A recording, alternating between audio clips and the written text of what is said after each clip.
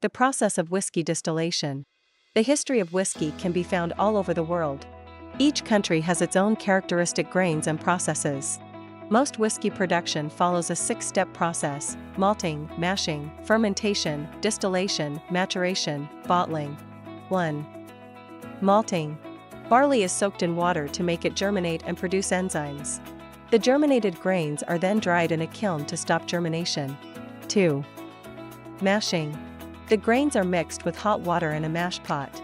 The mixture is stirred to produce a porridge-like substance, which becomes the mash. 3. Fermentation.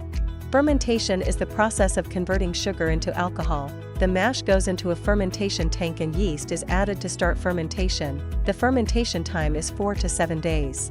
After fermentation, you will get a fermented liquid with an alcohol content of 7 to 10%. 4.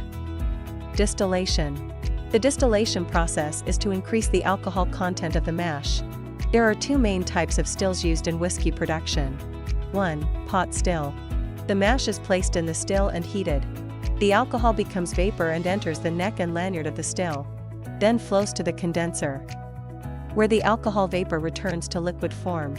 The first distillation has an alcohol content of about 20%. This process can be repeated 2 or 3 times, with the final product having an alcohol content of 60 to 70%. 2. Column still. Column stills are more efficient than pot stills. It can be used in a continuous process. The mash is introduced into the top of the still and passed through a perforated plate. At this point, hot vapor rises from the bottom of the still. The mash and vapor interact and solids are removed. The alcohol vapor begins to rise.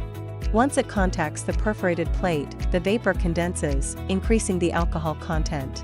Finally, the vapor is sent to the condenser, where the alcohol content can reach 95%.